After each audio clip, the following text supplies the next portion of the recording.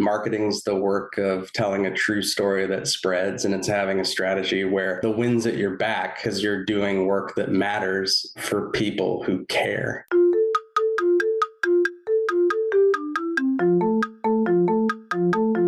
Are you a fitness-loving foodie? Then Defy Snacks is for you. Defy offers real, high-quality chocolate you love, combined with functional ingredients, giving you as much as 26 grams of protein per bag, so you can be both a little bit bad and a little bit good at the same time. As a female-owned brand, Defy dedicates a portion of its profits to other women-owned businesses. Currently sold in the US, you can find us on snacks.com and follow us on social at Defy Snacks.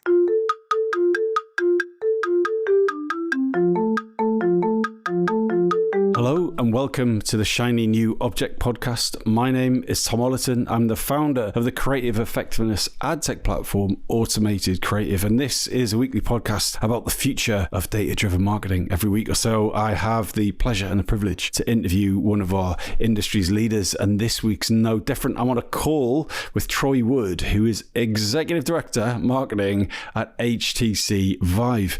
So Troy, for anyone who doesn't know who you are and what you do, could you give the audience a bit of background? So I've been in marketing, mostly in emerging technology, for about 20 years now. I started off interning at ad agencies and then moved over to the digital teams on mobile ads at Fox and Microsoft and Amazon, and then came to HTC about 10 years ago. Thought it was going to be a short stint, and then I tried their VR product when it was still, behind closed doors, and I've been here ever since. So, in that career, which is that's quite an odd journey, but in that kind of weird journey you've been on, what kind of new belief or behavior, certainly in the last 5 years, has made your work life better? Within, working in larger companies, I've found that marketing doesn't stop with the product.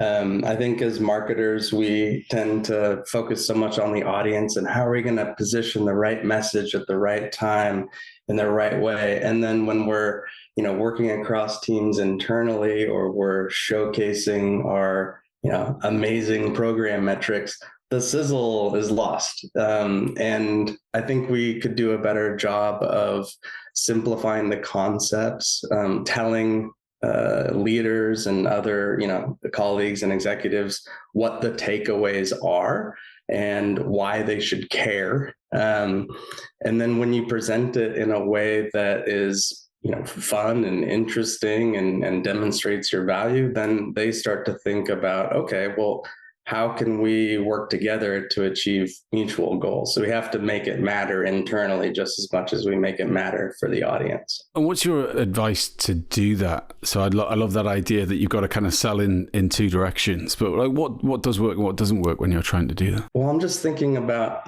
we have endless spreadsheets with endless metrics. And so when we're copying, pasting those into a table, into a PowerPoint presentation, we expect that because we look at these same sheets all the time, that our audience is going to be able to have those same kind of insights and takeaways.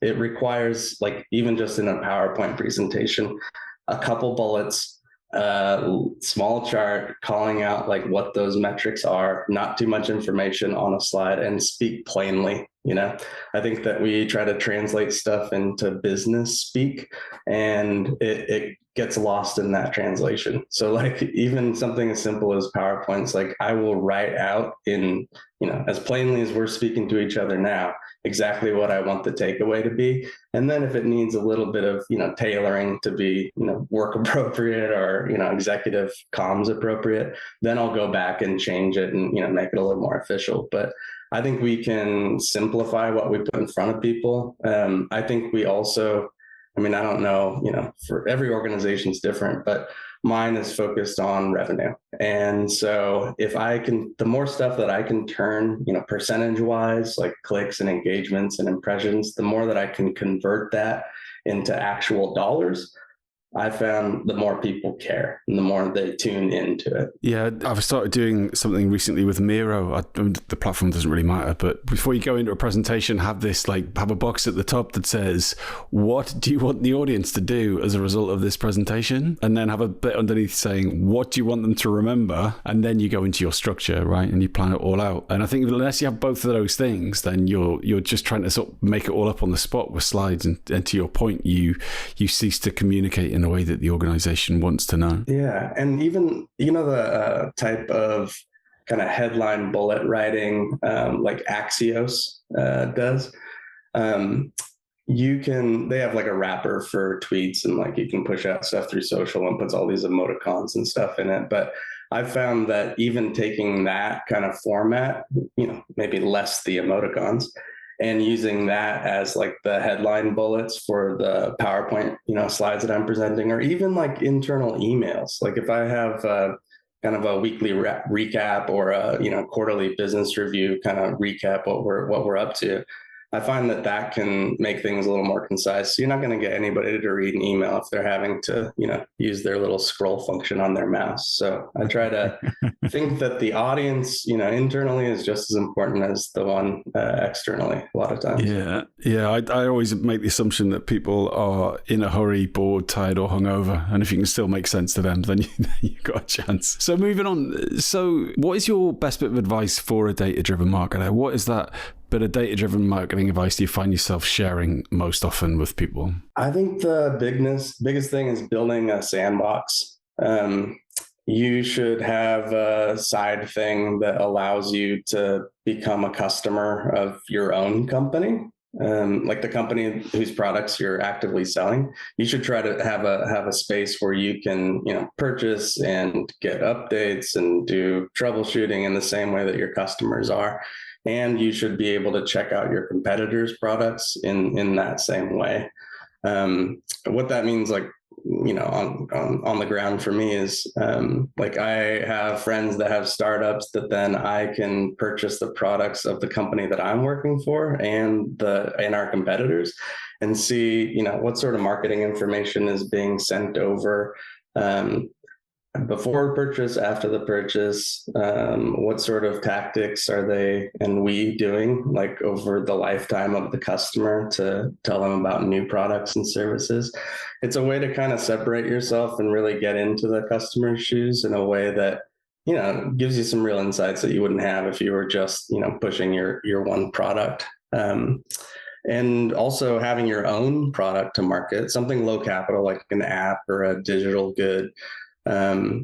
Maybe even helping out, a friend's project or a nonprofit where you're having to market, hardware or software or as a service, consumer or enterprise, like just trying to get a mix of the different types of, audiences that are out there and the different channels to try to reach those audiences. So you'll find a lot of learnings that you derive through that stuff is directly applicable to your day job. There was a friend of mine who worked at an ag tech company, and they were pouring a ton of money into events all the time, and they were getting good leads and good traction, but they just weren't seeing, as much growth as they wanted from it. And so I started looking into it, and, before I know it, you should also have different social accounts for the different kind of industries or consumer personas that you're trying to embody. Before I knew it, I was only getting ag tech influencers, like on my social feeds. Right. And it actually helped because I was like, hey, there's this person who has a pretty big following and they're not doing any sponsored content. And so they were able to sign that person up, and it really skyrocketed for their business. And then we actually at HTC now are doing something similar there, where we've identified the subject matter experts into the different verticals that we sell into. And now we're bringing them on to kind of preach to their constituents about our XR products. So it's been really helpful for that stuff that I never would have found just by doing my daily job. Things like TikTok Shop as like a cool, commerce channel. All sorts of stuff that you really find from working on different products and projects and having your own thing going.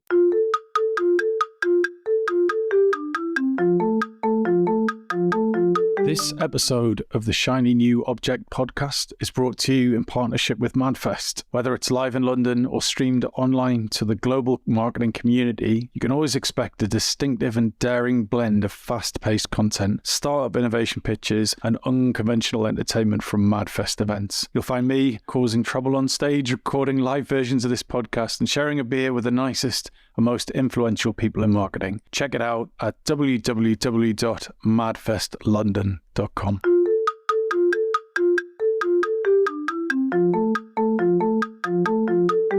Yeah, that's nice. That advice crops up every sort of 50 episodes or so. Yeah, have a product where you've built the website, you've done the paid ads, you've set up the email response or whatever it is. You touch all of those parts that you need to touch, and then you at least have a working understanding of those, even at a basic level. I think that's great advice. So we're now at the point where we're going to discuss your shiny new object, which is a really unusual one, and not one we've had before. So thank you for that. And your shiny new object is making work meaningful. So yeah, that sounds great. Why is it your shiny new object, and what do you mean?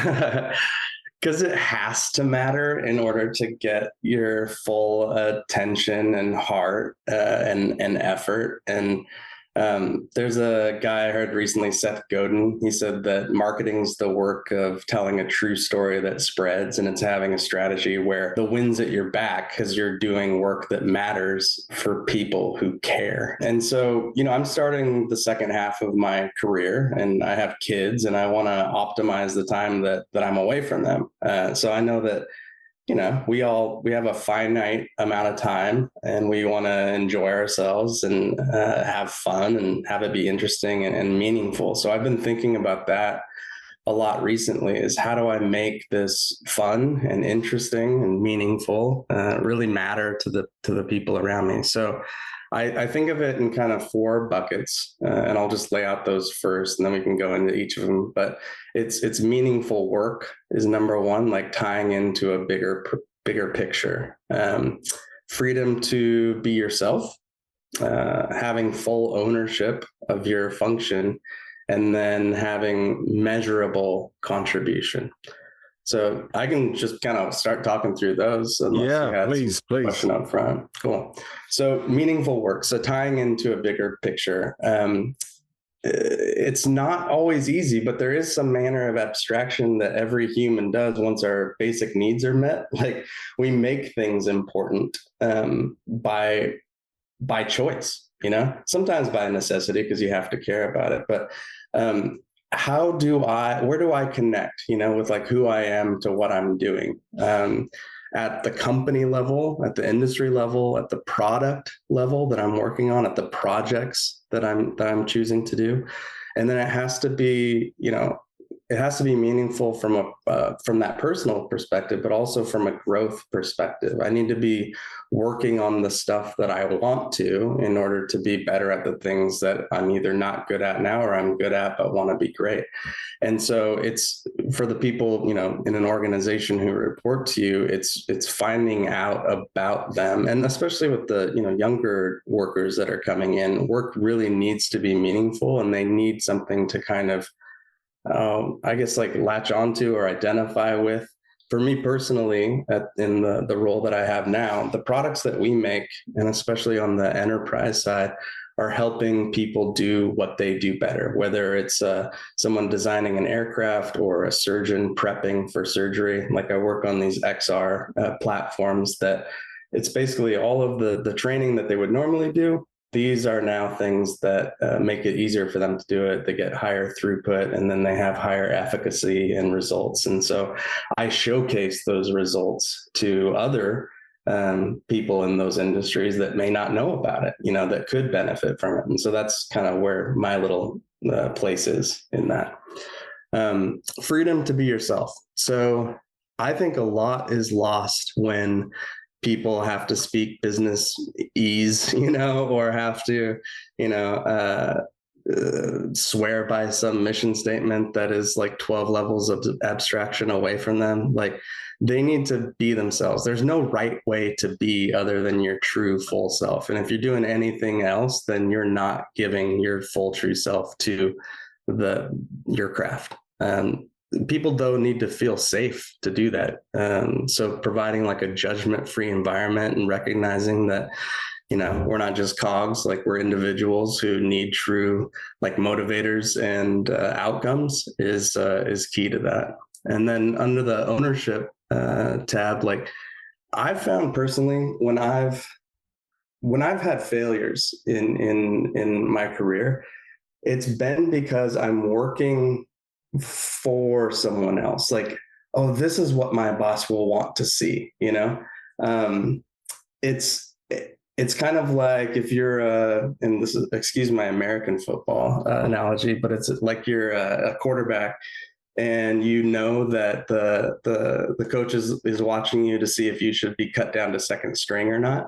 You're not going to ball out. Like, if you can feel eyes over your shoulder, you're not going to be just focused on the project or the task or yeah, you're gonna have to anglicize that analogy. I've got a vague understanding of American football, but completely lost me there. So are you saying that, like, if you're conscious of someone observing you, you can't focus entirely on the thing you're supposed to do? Yes. Okay, cool. Yeah. All right. Thanks for clarifying. Anyway, carry on. Like, sorry. No, not at all. What's the equivalent in football?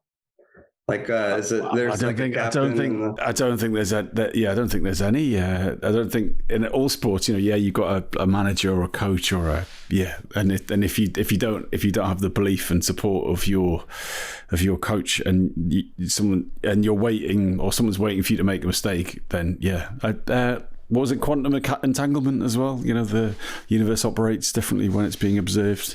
Yeah. For example, there's definitely another way looking at it. Yeah. So the ownership then comes from, you need to give people the latitude to define their own success metrics and build their strategy to achieve those and define the resource requirements. And when people say they need some manner of, some platform, or some headcount, like, you need to be able to provide them.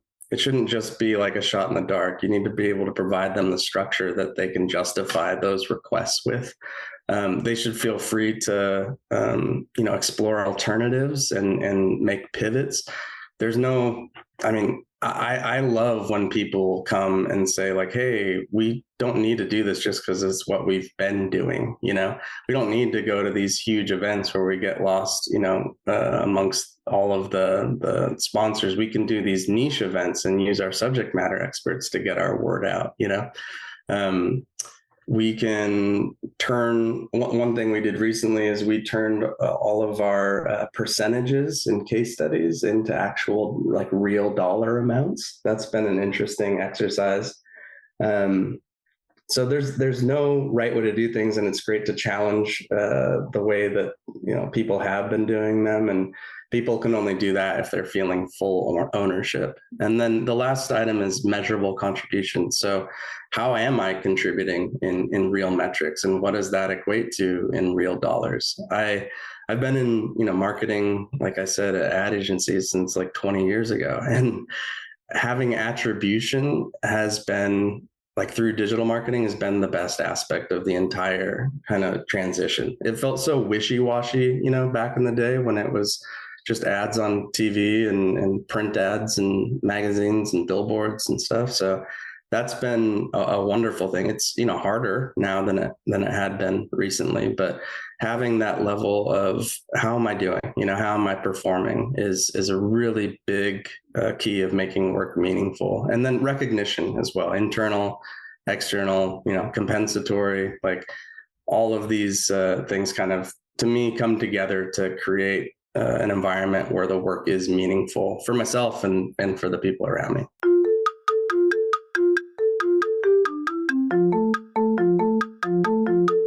So I like how you've got this model for making work meaningful, something that matters, be yourself, ownership, and having a measurable contribution. So what I want to get to is the pain that got you to that. Like, what were those moments where maybe you could just touch on one or two where you like, right, that was a mistake, that was horrible. Moving forward, me and my team, I'm going to make sure that everyone could be themselves. Like, you've given me a very glossy, idealized picture, but tell me some of the war stories that got you to that realization. On the ownership front, like personally, like I said, the only hard times were when I felt like I was working for someone else and not owning my thing, as like the true owner of it. Let's see here. A lot of times I would go upstream and try to like learn everything about the thing I was working on and not do the work itself, or I'd over strategize and under execute. Like, I was always trying to get in front of the work that we were doing so I could inform the strategy, and then we'd be under resourced to like build out on the, crazy intricate strategy that I was doing. I can think of one situation. So I was working at Microsoft on their developer ecosystem. They basically had all these indie developers on the Windows Store who could grab the APK and serve ads into their games or their apps. And so I came out with this amazing tiered system of, okay, here's how we're going to manage the AccuWeathers and the New York Times, and because they have apps in the Windows Store, and then here's how we'll measure or manage everyone in tier 2, and then tier 3 will be this scaled ecosystem. So I put this whole thing together, and then it turns out that app store wasn't super successful, and the only revenue that was actually coming in was from those tier 1 folks. So you spent all this time building this amazing program, and it's like, how about you just do a minimum viable product and identify how you're going to service these major publishers first. And so that was a huge learning for me, because I wasted a bunch of time, building out this crazy framework when really I should have just been focusing on the key revenue drivers, for that product. So that's one example. So someone listening to this might be thinking, I'd love to make work meaningful, and that'd be great, but I'm kind of sort of stuck in my job. So what if someone's working on a brand that they find uninteresting or boring, and they don't believe in the mission, and they can't be themselves because they're in a spirit crushing corporate, for example, and they don't have any ownership because they're part of a big machine, and their measurable contribution is like a pipe dream. So it'd be easy to say get another job, but is there sometimes that's for whatever financial reasons, geographic reasons, that's not possible. So how can you reframe a bad egg to deliver meaningful work? Sometimes I suggest to the people who report to me to be selfish. And it sounds, counterintuitive, because you want them to be, everybody coming together to make a great thing. But sometimes I think when people get out of it what you can get out of it and apply it to something else that you want to do. So if there's an aspect of what you are doing that could be applied to your side gig, do that, build out a portfolio around it, and gonna get another job. It also helps nobody's ever going to turn someone down who's saying, hey, I am at a soul-crushing job and I'm working on a product that I dislike. If you come to your manager with that, if they're any good, they're going to say, okay, well, let's get you on one that does matter to you. There's always aspects that you can, within whatever you're doing, that you can apply to other stuff. And I think if you're honest about those things and you're selfish on what you want to get out of it, knowing that it's going to benefit what you want to do longer term, I think you can swing it. There is a lot of people, they're working a job because they want a job and they want to have their life outside of their work. And there's zero wrong with that. So if that's what it takes for you to be like, I don't like my job, but I like what it gives me in terms of my overall life, there's some solace to take in that. But it's also, that's not very fulfilling, and I've been in that exact same situation. You do have to do something to whether it's, some manner of mental gymnastics to make it matter to you. But there's always aspects of ownership, working on different projects that are outside of your remit, volunteering for that, finding new tools that can help you measure your contribution. So you can say, even though I'm not liking what I'm doing, like I'm getting better, like at something, 1 month after the other, and here's the metrics to prove it. I think that if you have that, the upward mobility in the company that you're in should be available to you. And if not, then look externally. Well, Troy, that time has flown by, and unfortunately we're at an end. And thanks for a very philosophical version of this podcast. What a lovely change. So if someone wants to get in touch with you about making work meaningful or anything else that we've discussed today, where is a good place to do that? And what makes a message that you'll reply to? Subject, Shiny New Object Podcast, LinkedIn. Nice. That is a good brief. All right, Troy, look, I really appreciate your time. Thank you so much. Thank you, Tom.